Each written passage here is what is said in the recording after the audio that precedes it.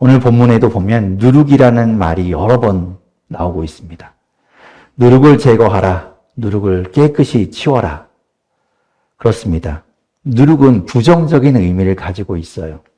누룩 때문에 빵은 맛있어질지 모르지만 누룩이 우리 안에 들어오면 우리를 오염시키고 우리 가운데 심판을 가져오는 겁니다. 그래서 누룩을 제거해야 하는데 오늘 말씀을 보면 그 작은 그 미생물인 그 누룩이 우리에게 주는 교훈이 있습니다.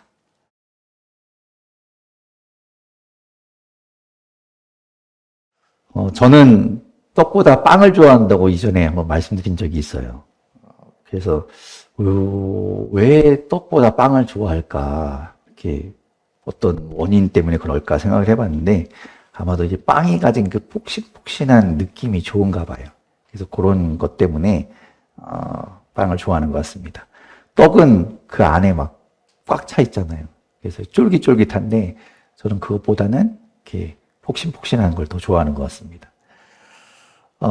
그렇게 폭신폭신하게 빵을 만드는 것, 그게 이제 누룩이죠. 누룩이 그 안에 들어가서 반죽을 팽창시킵니다. 근데 보통 누룩이 이제 마른 형태로 있잖아요. 얼마 전에 이제 채널을 막 돌리다가 어떤 남자분이 이렇게 동그랗게 생긴 하얀 원판 같은 거를 이렇게 다루고 있는 걸 보게 된 거예요. 막 넘기다가 순간 딱 멈춰서 저기 뭘까? 저기 뭘 하고 있는 걸까? 궁금해졌습니다. 벌써 복장이 예사롭지 않은 생활한복을 딱 입고 계셔서 뭔가 장인의 냄새가 난다. 저게 뭘 하는 걸까라고 생각했는데 그게 누룩이더라고요. 누룩을 하얀 그 원판같이 생긴 누룩을 굉장히 소중하게 다루는 걸 보았습니다. 그분이 바로 그 누룩을 가지고 술을 빚는 분이셨어요. 생각해보면 저렇게 바짝 마른 형태로 있는 그 누룩이 어떻게 반죽 안에 들어가서 그 반죽 안에서 살아나서 부풀리는 걸까 신기하죠. 그래서 찾아보니까 그 안에 있는 그 미생물들이 건조해지면 스스로를 보호하기 위해서 이 포자 상태로 휴면 상태에 들어간답니다. 그러니까 스스로를 보호하는 거죠. 완전히 건조되지 않도록 한다는 겁니다. 그 작은 미생물이 어떻게 그렇게 대처를 하나 신기한 생각이 마저 듭니다. 그런데 이제 그렇게 말라있던 누룩이 반죽을 만나는 순간 그 안에 있던 당분을 먹고 이산화탄소를 만들어내서 이제 부풀게 한다는 것이죠. 유대인들은 유월절과 연결해서 무교절이라는 절기를 지킵니다. 아주 중요한 절기인데요. 무교절이라는 말이 무교, 없을 무에 삭힐 교자입니다. 그러니까 삭히지 않은 빵을 먹는 절기이죠. 누룩이 들어가지 않은 빵, 발효되지 않은 빵을 먹는 절기입니다. 그래서 그 무교절이 다가올 때쯤 되면 집안에 대청소를 하고 혹시라도 어딘가에 누룩이 남아있지 않도록 철저하게 청소를 합니다. 왜냐하면 아주 작은 누룩이라도 날라 들어가서 반죽에 들어가는 순간 반죽을 부풀게 하기 때문입니다. 누룩이 들어가지 않은 그런 빵, 무교병을 먹는 그 무교절은 이집트를 탈출할 때 이스라엘 백성들이 그곳을 나올 때 아주 급박하게 나오면서 미처 준비되지 않은 상태에서 나오던 그때를 기억하고 그렇게 반죽이 아주 단단한 상태로 만들어진 그 빵을 먹으면서 그걸 씹으면서 고난의 시간들을 떠올리게 하는 그런 절기입니다. 아울러서 그 누룩이 들어가지 않은 빵, 그것은 세상과 제외하게 물들지 않은 아주 순수한 믿음, 거룩한 순종을 나타내는 것이죠. 하나님이 말씀하셨기 때문에 순종하는 것입니다. 그것을 나타내는 거죠. 오늘 본문에도 보면 누룩이라는 말이 여러 번 나오고 있습니다. 누룩을 제거하라. 누룩을 깨끗이 치워라. 그렇습니다. 누룩은 부정적인 의미를 가지고 있어요. 누룩 때문에 빵은 맛있어질지 모르지만 누룩이 우리 안에 들어오면 우리를 오염시키고 우리 가운데 심판을 가져오는 겁니다. 그래서 누룩을 제거해야 하는데 오늘 말씀을 보면 그 작은 그 미생물인 그 누룩이 우리에게 주는 교훈이 있습니다. 사도 바울은 이렇게 이야기합니다. 오늘 본문 6절에서부터 8절에 그가 말하는데요. 같이 한번 6절부터 8절 말씀을 읽어보겠습니다. 시작. 여러분이 자랑하는 것은 좋지 않습니다. 여러분은 적은 누룩이 온 반죽을 부풀게 한다는 것을 알지 못합니까? 여러분은 새 반죽이 되기 위해서 묵은 누룩을 깨끗이 씌우십시오. 사실 여러분은 누룩이 들지 않은 사람들입니다. 우리들의 유월절 양이신 그리스도께서 희생되셨습니다. 그러므로 묵은 누룩 곧 악의와 악독이라는 누룩을 넣은 빵으로 절기를 지키지 말고 성실과 진식을 누룩으로 삼아 누룩 없이 빚은 빵으로 지킵시다. 아멘. 여러분이 자랑하는 것은 좋지 않습니다. 이들이 무엇을 자랑하고 있었길래 그것이 좋지 않다고 바울은 말하는 것일까요? 이 5장 앞부분에 보면 어떤 일이 있는가 하면 바울이 고린도 교회의 교인들이 저지르는 그 음행에 대한 이야기를 듣습니다. 지금 바울은 에베소라는 지역에 아주 멀리 떨어진 바다 건너편에 있는데도 그 소식을 들은 거예요. 바울이 그 고린도 교회의 교인 가운데 계모와 살고 있는 사람의 이야기를 들은 겁니다. 당시에도 그런 일은 있을 수 없는 일이지만 실제로 그런 사람이 교회 안에 있었다는 겁니다.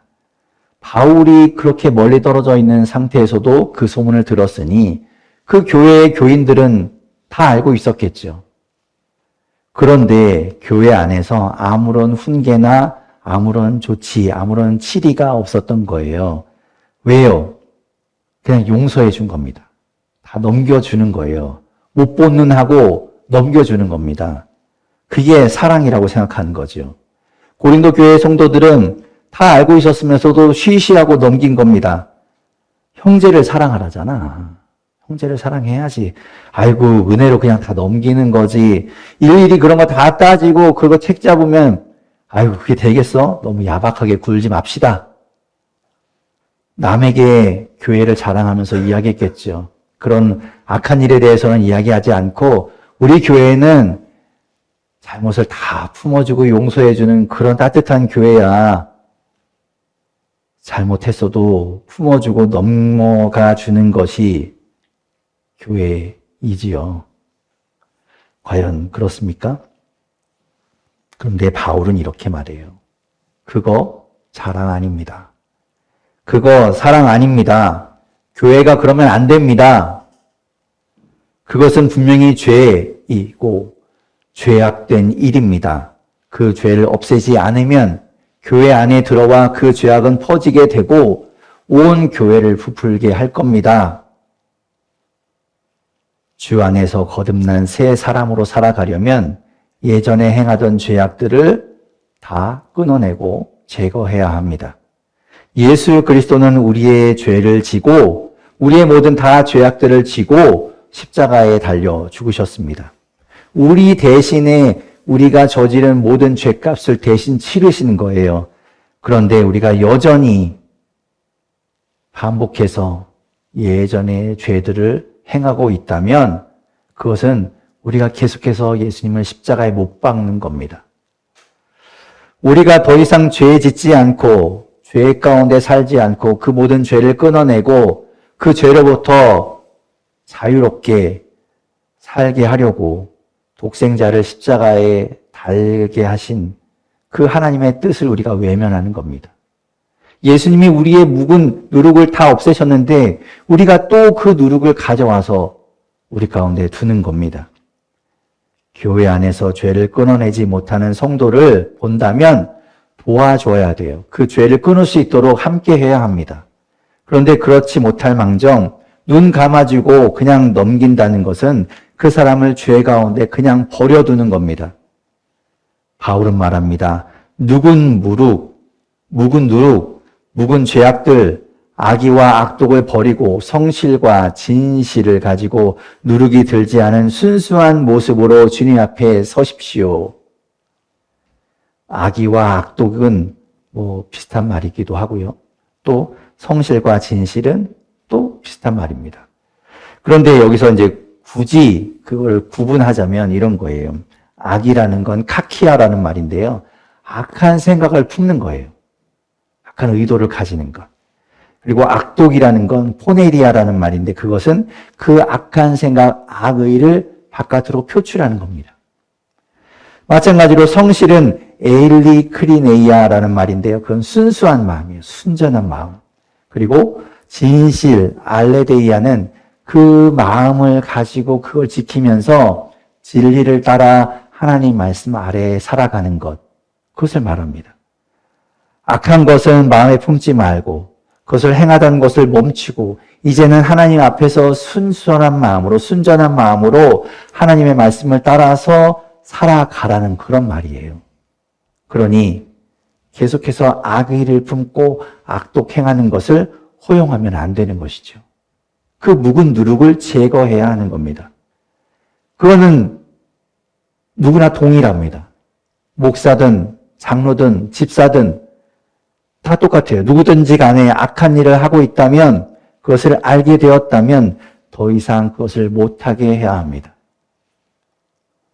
안 되는 건 안 되는 거예요. 허용하면 안 되는 겁니다.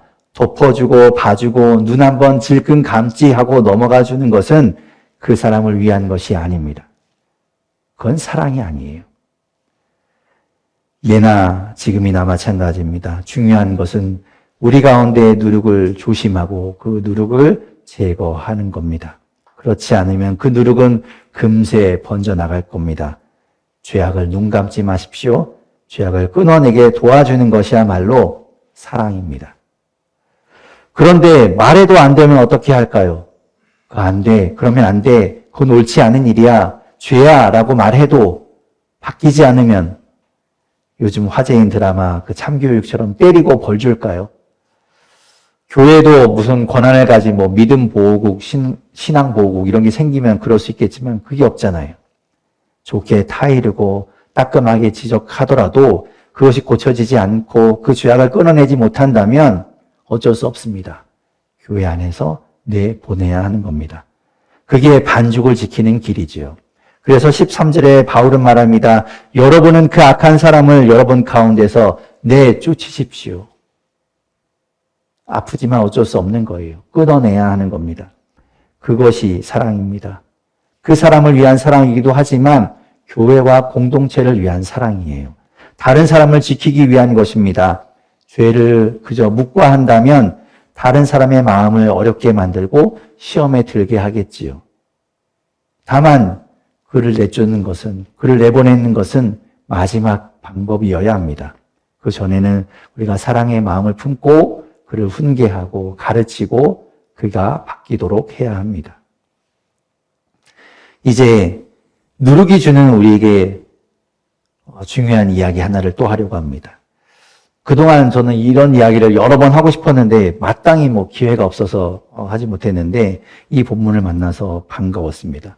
우리가 세상을 살아가면서 다른 사람들을 대할 때 어떻게 바라보고 어떻게 대해야 하는가 그것에 대한 문제를 바울은 이야기하고 있어요. 본문 9절과 10절인데요. 같이 한번 읽어보겠습니다. 함께 읽겠습니다. 시작.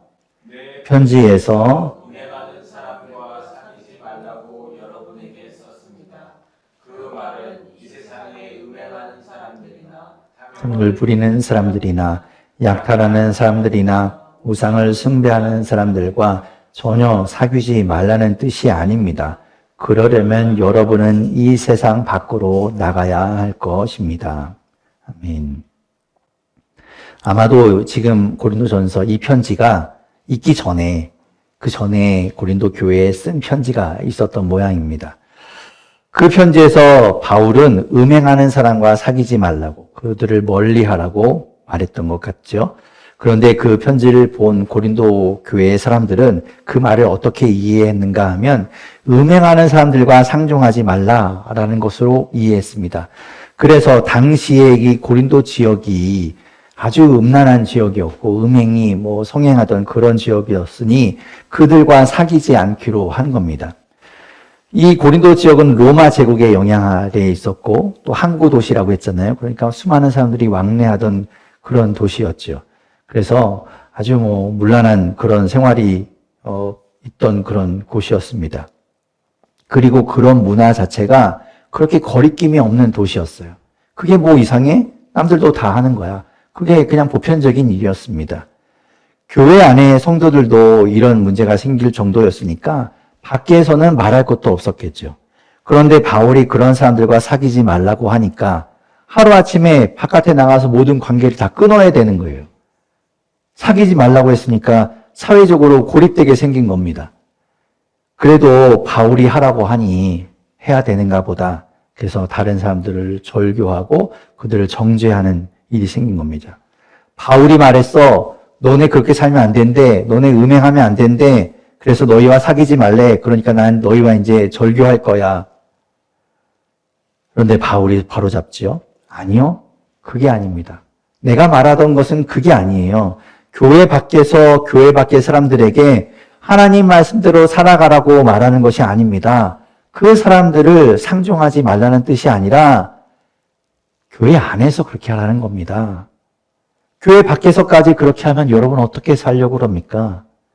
교회 밖이 아니라 교회 안에서, 여러분 안에서 하나님 말씀대로 살아가고 그것을 서로 지켜가고 서로 지키도록 도와주고 그것을 지키지 않을 때는 훈계하고 최종적으로 안 되면 그를 내보낼 수밖에 없게 되는 거라고 말하는 거지요.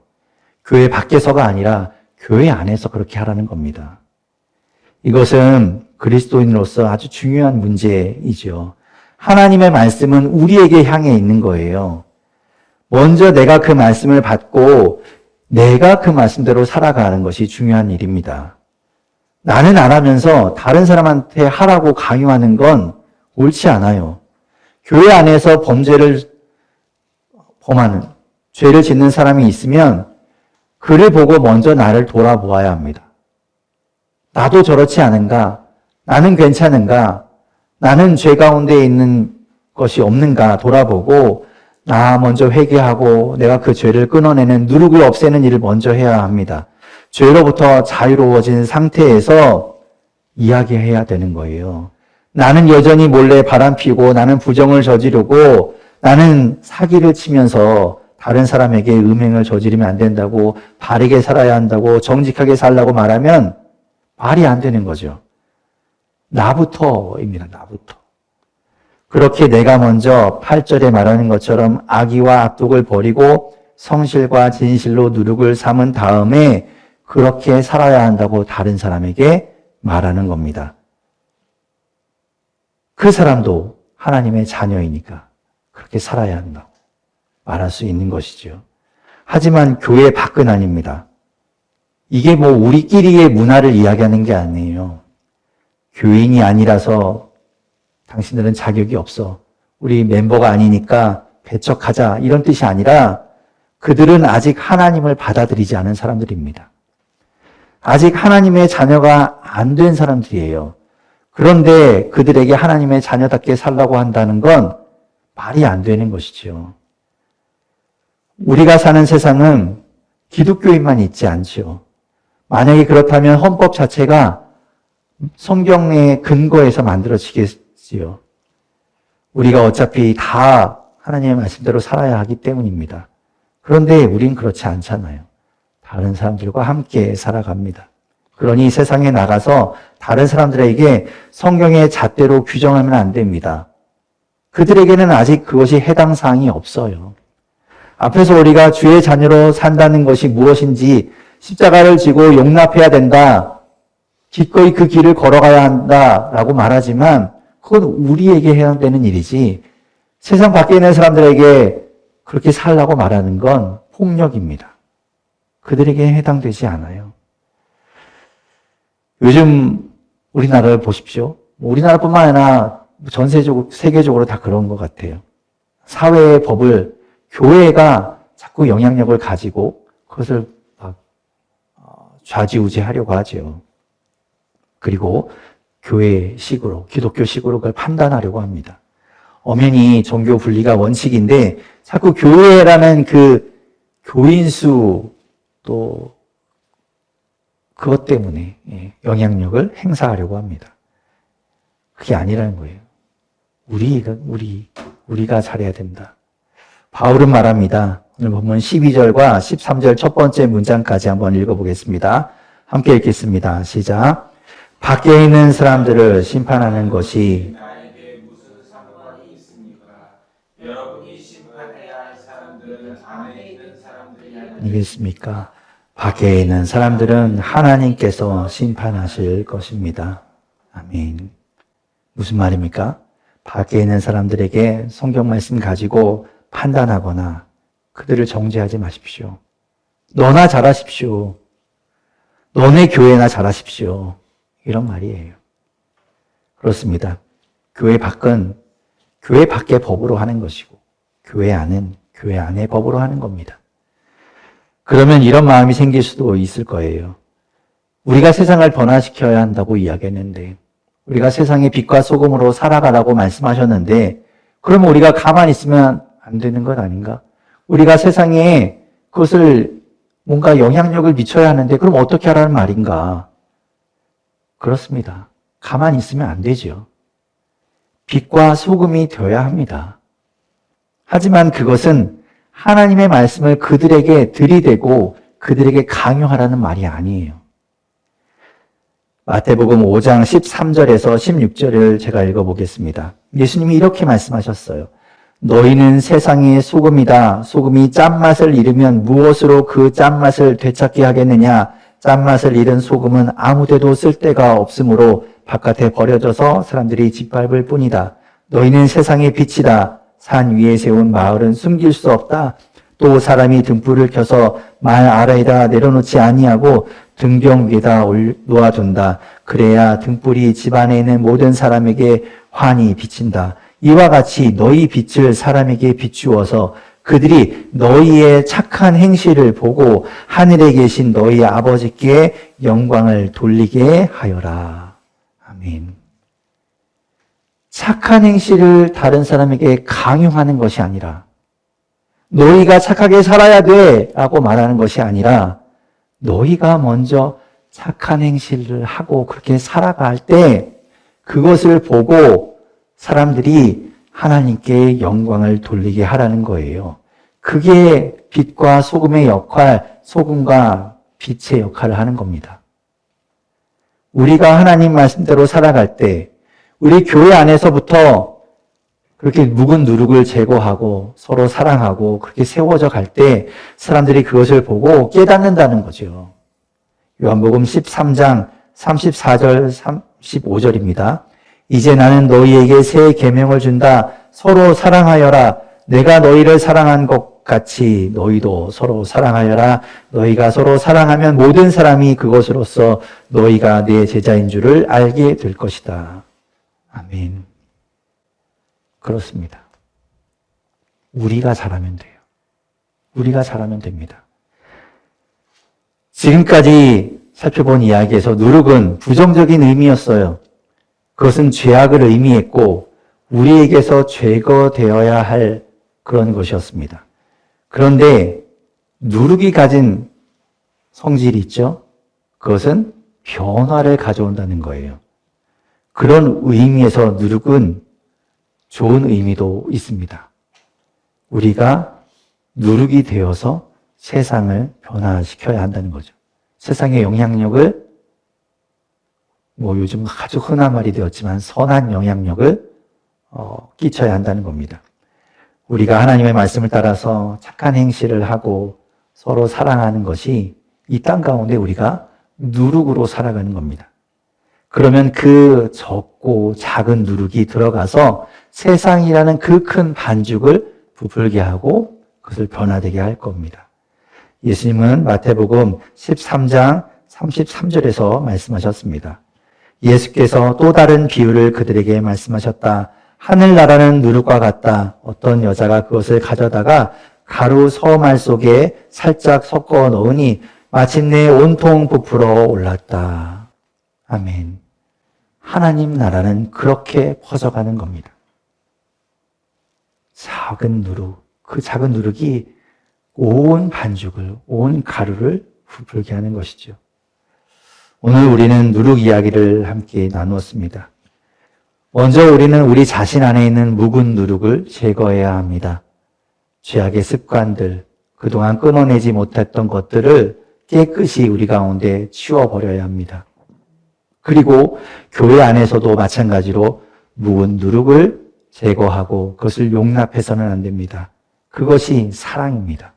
죄악을 끊어내도록 돕고 함께 가르치고, 그래도 안 되고 안 된다면 그들을 교회 밖으로 내보낼 수밖에 없습니다. 그것이 교회를 지키는 길이지요. 교회 밖에 믿지 않는 사람들에게 하나님 말씀대로 살라고 강요해서는 안 됩니다. 그것은 말씀드린 것처럼 폭력입니다. 그들은 아직 하나님의 자녀가 아닌데 하나님 말씀대로 살아가라고 한다고 말할 수 없습니다. 대신에 우리가 먼저 누룩이 되어야 합니다.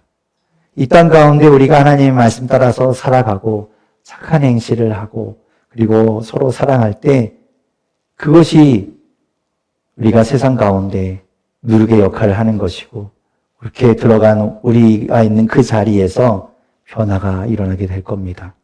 그러니 여러분, 누룩으로 살아가십시오. 새 누룩으로 살아가십시오.